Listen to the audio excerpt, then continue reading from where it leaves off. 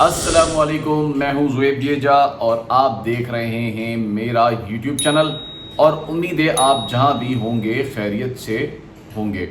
آج کراچی میں ایک طرف ضمنی انتخابات ہے اور دوسری جانب جو سورج ہے اس کا پارا سوا نیزے پر ہے، یعنی کہ تپش اور دھوپ بہت زیادہ ہے کراچی میں۔ لیکن جس پر بات کرنی ہے وہ یہ نہیں ہے، اس بارے میں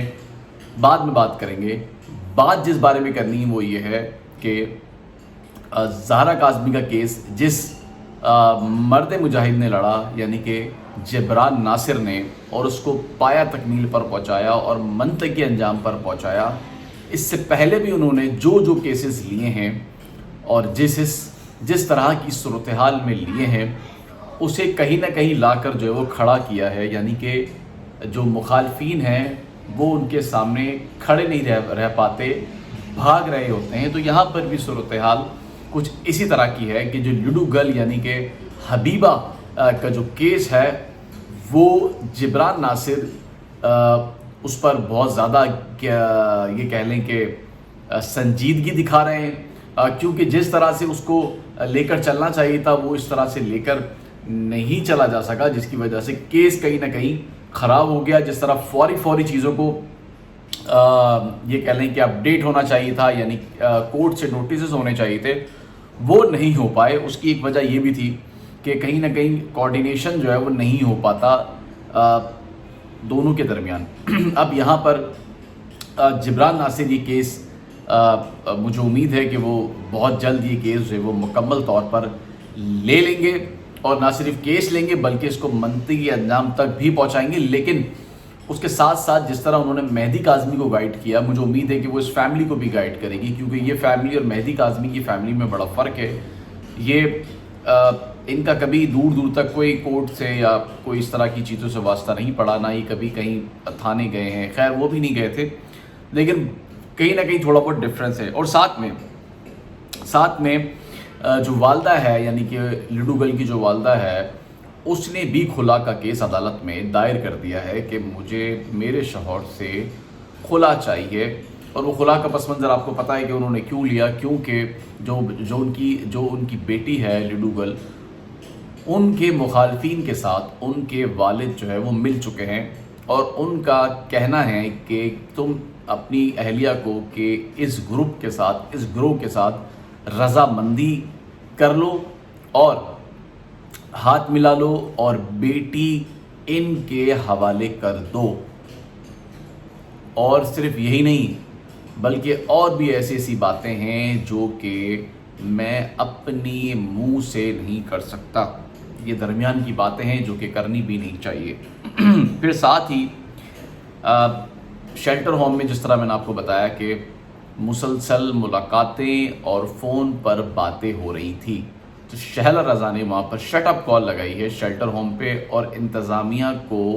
کی سرزنش کی ہے، اور وہاں پر سختی کر دی ہے کہ والدہ کے علاوہ کوئی بھی والد کے ساتھ یا والد آیا ہوا شخص ملاقات یا فون پر بات نہیں کر سکتا ہے۔ تو یہ ایک دوسری اہم پیش رفت جو شہلا رضا، میں نے کہا کہ لوگ بڑا تنقید کرتے ہیں شہلا رضا پہ، وہ کرتے رہیں، لیکن اس طرح کی کیسز پہ جو میں ان کی ایک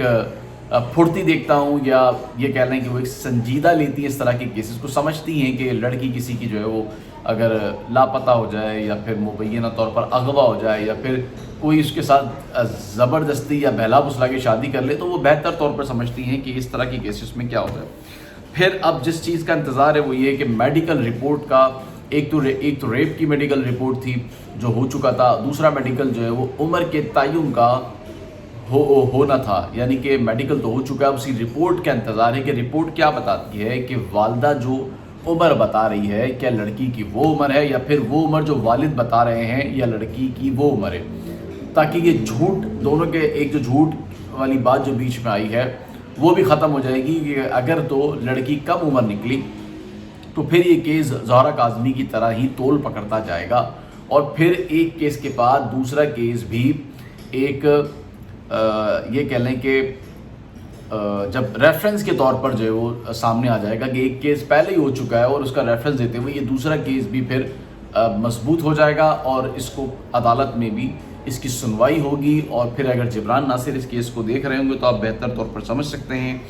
کہ وہ خود کتنا اپنے کیس میں سنجیدہ ہوتے ہیں. اور ساتھ ہی جو والدہ کی آخری ملاقات حبیبہ سے ہوئی تھی وہ بھی آخری آپ کو بتاتا چلوں کہ وہ کیا ملاقات تھی. تو والدہ نے بتایا کہ حبیبہ کے ساتھ جو پچھلی ملاقاتیں ہوئی ہیں اور جو آخری ملاقات ہوئی وہ کافی مختلف تھی. حبیبہ پہلے کی طرح بیہیو نہیں کر رہی تھی. اس کے ہاتھ پر بلیڈ کے کٹے ہوئے نشانات تھے, چہرہ اس کا سوجا ہوا تھا اور اس کی باتیں بھی بہت ہی کہہ لیں کہ عجیب و غریب تھی.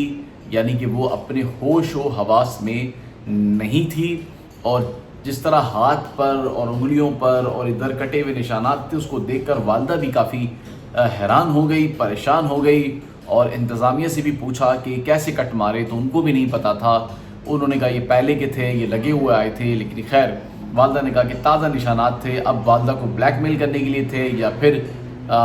یہ واقعی میں اس نے اپنے آپ کو یہ کہہ لیں کہ غصے میں آ کے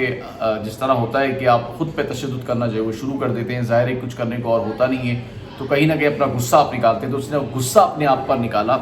یا کیا تھا یہ خیر اللہ کو پتہ. خیر والدہ نے یہ بتایا کہ اس حوالے سے انہوں نے شیلا رضا کو بھی بتایا کہ اس طرح کی صورتحال شیلٹر ہوم میں میں نے دیکھی ہے. تو اس کے بعد انہوں نے کافی رد و بدل کی ہے. اب جبران ناصر نے یہ کیس ہاتھ میں لے لیا ہے. مجھے امید ہے کہ جبران ناصر اگر پورے طریقے سے اس کیس کو ہاتھ میں لے لیں گے تو انشاءاللہ یہ کیس بھی زہرا کاظمی کی طرح اپنے منطق کے انجام تک پہنچ جائے گا. اور جھوٹ اور سچ ابھی تو سمجھ نہیں آ رہا لیکن جھوٹ اور سچ پھر